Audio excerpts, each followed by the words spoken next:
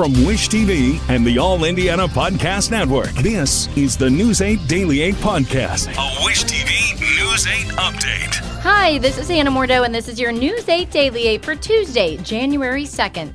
We'll work in some sunshine today, but also an increase in the wind. It's going to be a bit breezy out there. The temps will be mostly in the 30s. Wind gusts could be more than 20 miles per hour at times, so that's going to give you a wind chill feeling like the 20s for much of the day. Audible's romance collection has something to satisfy every side of you. When it comes to what kind of romance you're into, you don't have to choose just one. Fancy a dalliance with a duke, or maybe a steamy billionaire. You could find a book boyfriend in the city and another one tearing it up on the hockey field. And if nothing on this earth satisfies, you can always find love in another realm. Discover modern rom-coms from authors like Lily Chu and Ali Hazelwood, the latest romantasy series from Sarah J. Maas and Rebecca Yarros, plus Regency favorites like Bridgerton and Outlander. And of course, all the really steamy stuff. Your first great love story is free when you sign up for a free 30-day trial at audible.com/Wondery. That's audible.com/Wondery. We begin with breaking news, an arrest and the death of an Indianapolis firefighter. That news just came in this morning in a New Year's Day shooting that also left a woman dead. News 8's Amisha Ramsey explains what we've learned so far. The Indianapolis Fire Department is mourning the loss of Justin Boyd, known as JB. Just before 3 this morning, IMPD announced that a man has been arrested in connection with the shooting. Now, police have not released any other details about the suspect. Boyd died in a double shooting just before 6 yesterday morning. Police found Boyd and an unidentified woman inside a crashed vehicle at the intersection of North Michigan Road and Grand View. Now, IMPD says the shooting is being investigated as a homicide. Boyd was an engineer on the Ladder 6 truck, served with the department since May 2014. Fire Chief Ernest Malone paid tribute to Boyd yesterday. In a statement, he said Justin was a well-loved member of the department, proudly serving for 10 years as a firefighter. Our deepest condolences go out to all affected by this tragedy, especially his wife and children, as well as the family of the other victim involved. Boyd is one of 3 people killed by gun violence in the first day of 2024. I'm Amisha Ramsey for Wish TV, wishtv.com, and like us on Facebook. The double homicide was one of at least 10 shootings that happened across Indianapolis New Year's Day, leaving a total of 3 people dead and 8 others injured. The other deadly scene was 31st and Boulevard Place, just south of Crown Hill Cemetery. Shootings also happened downtown, the southwest side, and the far east side. More breaking news. A shooting early this morning left a man in critical condition. It happened on Adams Street, just south of 28th. That's between Keystone and Sherman. Our crew at the scene learned from officers that the victim is a man. We're working to find out what led to the gunfire and whether police know who did it. This morning, Indianapolis investigators are working to decrease crime. IMPD is touting a drop in homicides in 2023. News 8's Brittany Noble breaks down the new data. Well, the criminal homicide count hit 171 last year.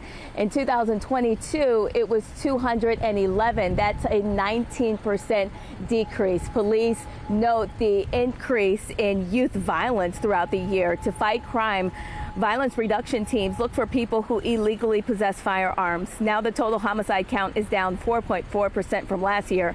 That's 216 homicides in 2023 compared to 226 in 2022. IMPD Public Relations Officer William Young says he believes homicides are down in part because of the community's willingness to work with officers and other violence reduction groups. The main reason is because it's the community. I think the community is fed up with violence, and so we've made a significant number of arrests throughout this year based off information that was provided through tips from the community. Now, police report a 200% spike in non-criminal homicides. There were 15 in 2022. That number grew to 45 in 2023.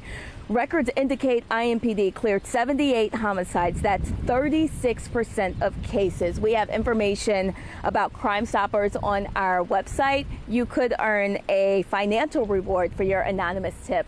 I'm Brittany Noble reporting for Wish TV, wishtv.com, and like us on Facebook. In Orange County, a Mooresville woman was found dead inside the county jail over the weekend. Deputies say Jean Ross was found unresponsive when they took her breakfast. They immediately tried to help her with medical assistance, but were not able to revive her. Police say she had been taken from Hendricks County for a court warrant. We have new details coming in on breaking news from overseas. Authorities in Japan now confirm 5 Coast Guard members are dead after a runway collision at Tokyo's international airport. Video shows the Japan Airlines plane on fire after the collision. All 379 passengers and crew from the jet evacuated safely. The crash happened as the jet was taxiing on the runway. There's no official word yet on what exactly happened. We are trying to gather information, and we'll have it throughout the day on wishtv.com. At least 48 people are dead after a series of earthquakes in Japan. Now the aftershocks are shaking the country, and local officials say the death toll could rise. On Monday, a 7.6 magnitude quake hit. Officials are warning people to stay away from their homes due to the possibility of more hitting. Japan's military dispatched 100 soldiers to that disaster zone to help with the rescue efforts. It is not clear yet how much damage the country will see. People there have felt earthquakes probably over the years, but this is, to my knowledge, the biggest earthquake by far. So people don't have experience with an earthquake this size. On Monday, Japan issued a tsunami warning due to aftershocks, but the advisories were lifted today. For reference, though, the deadly earthquake off the coast of Japan in 2011 was a 9.1 magnitude and caused the massive tsunami. Officials warned that more earthquakes could hit over the next few days. Now back home to Colts watch. It's Win and You're In this Saturday night at Lucas Oil Stadium. Indianapolis hosts the Houston Texans as both teams try to make the playoffs. A Colts win would seal the team's first trip to the postseason in 4 years. The Colts kept themselves in a wild card position by beating the Las Vegas Raiders on Sunday. They could possibly make the playoffs with a tie instead of a victory, but head coach Shane Steichen wants to do it with a win. In this league, obviously, all the games are kind of must-win, some more than others. Obviously, this one is the biggest one of the year, and credit to the players for putting themselves in this position to get to this point. And we got to have a hell of a week of practice to be ready to roll. Really, the message to the team this week is win. And however we need to do that, we got to find a way to win. The Colts and the Texans kick off at 8:15 Saturday night. Immediately after the game, you can switch to Wish for Indiana's best live post-game coverage.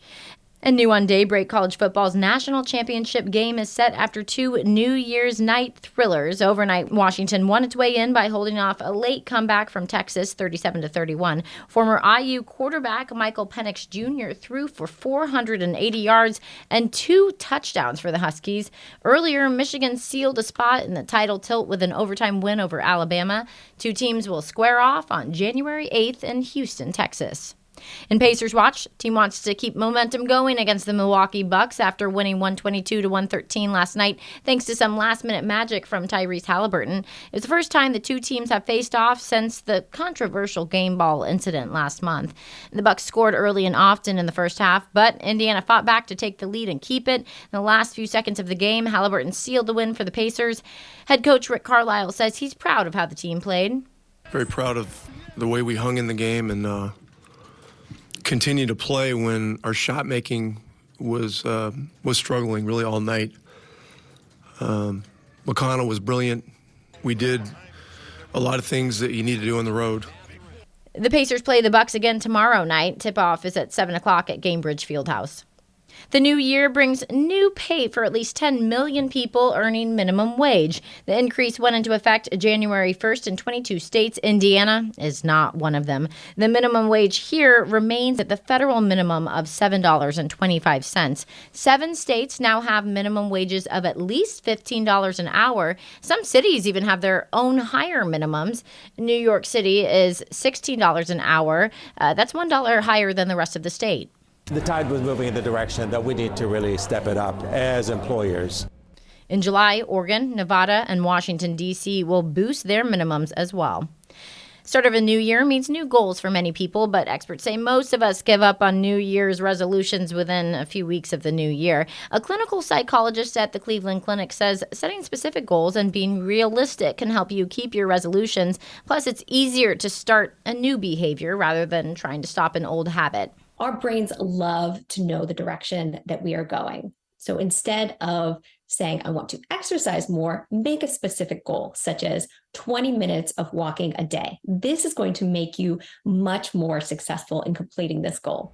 She also warns not to set goals that are overly ambitious. X, the platform formerly known as Twitter, is worth 71% less now than it was when Elon Musk bought it in late 2022, according to Fidelity. The investment group made the valuation on Monday, the second time it dropped the value of X in 2023. Musk had bought the social media giant for $44 billion. More than 675,000 cans of baby formula are being recalled for possible bacteria contamination. Reckitt and Mead Johnson Nutrition is voluntarily recalling cans of Nutrimogen hypoallergenic infant formula powder. It's a specialty formula given to infants with cow's milk allergies. Following product sample testing outside of the U.S. is when they decided to do the recall. Currently, only 12.6 and 19.8 ounce cans made in June of 2023 are included in this recall. This has been your News 8 Daily 8 from Wish TV. I'm Hannah Mordeau. Watch us on wishtv.com and like us on Facebook. This is the News 8 Daily 8 podcast, a Wish TV News 8 update on demand. For even more, on demand and on the go. Connect with Wish TV on Facebook at wishtv.com and on the free Wish TV mobile app. Thank you for listening. And be sure to like, subscribe, and follow this podcast for updates every weekday morning on the All Indiana Podcast Network and wherever you get your podcast.